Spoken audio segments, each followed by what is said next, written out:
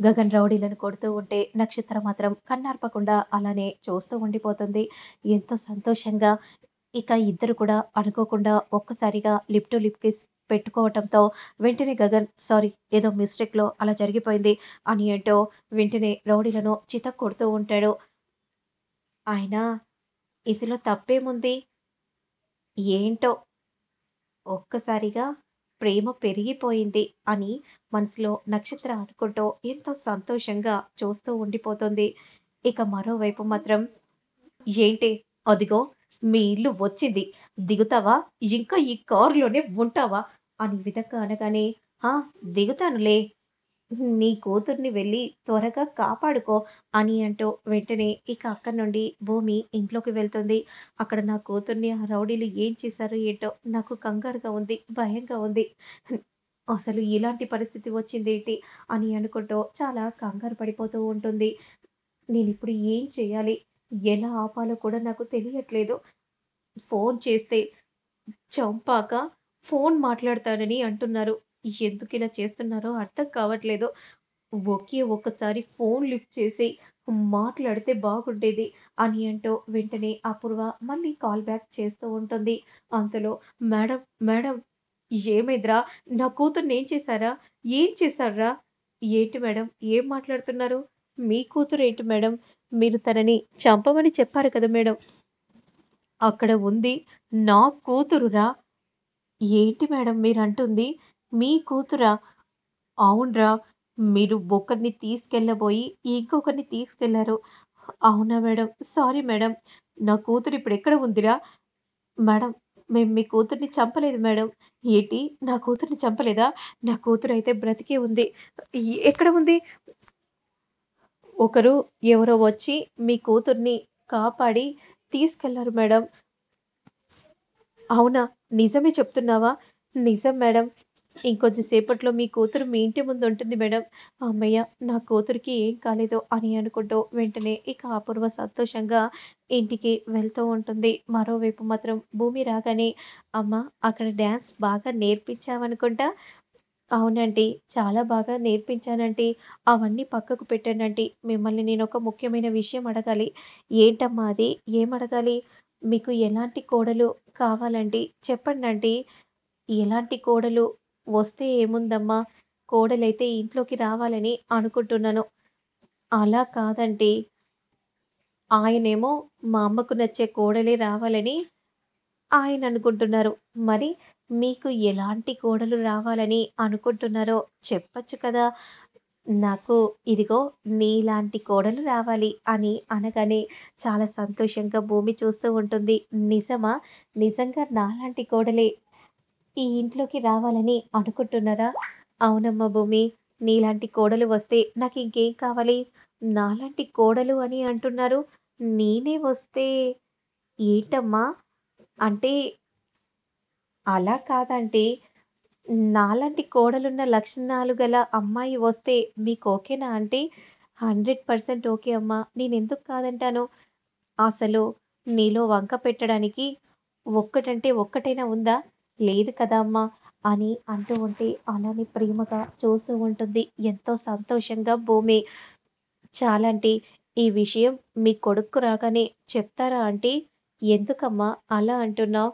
Aunty మీ కొడుకుకు రాగానే చెప్పండి ఆంటీ. మర్చిపోకండి. ఎందుకమ్మా అలా పదే పదే అంటున్నావు?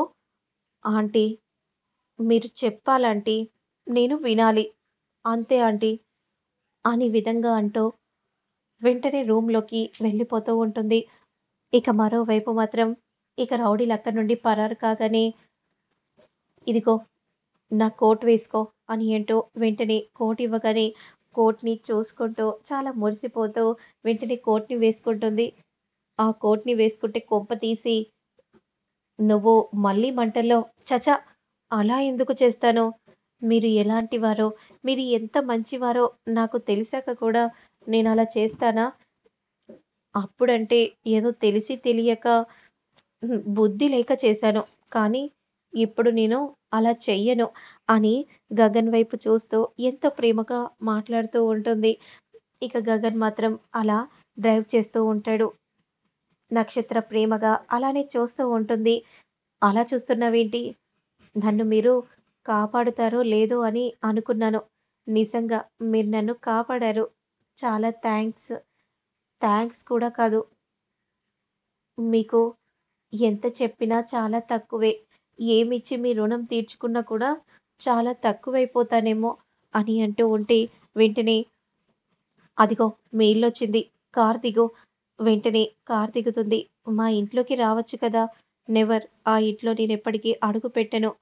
అంటే మీరు నన్ను కాపాడిన కృతజ్ఞతగా అడుగుతున్నాను. చెప్పాను కదా! నాకిష్టం లేదు అనే విధంగా అంటూ వెళ్తూ ఉంటే, బావా నువ్వంటే ఇకపైన నా మనసులో ప్రేమ మొదలైంది. ఇక నువ్వే ఈ ఇంటి అల్లుడిగా అడుగు పెట్టాలి. నువ్వు నా భర్తవని, నువ్వే నా కాబోయే హస్బెండ్‌వని నేను బ్లైండ్‌గా ఫిక్స్ అయిపోయాను అని మనసులో అనుకుంటూ చాలా సంతోషంగా చూస్తూ ఉంటుంది. ఇక వెంటనే గగన్ ఇంటికి వస్తాడు. అంతలో శారద ఏమైందిరా అలా ఉన్నావేంటి?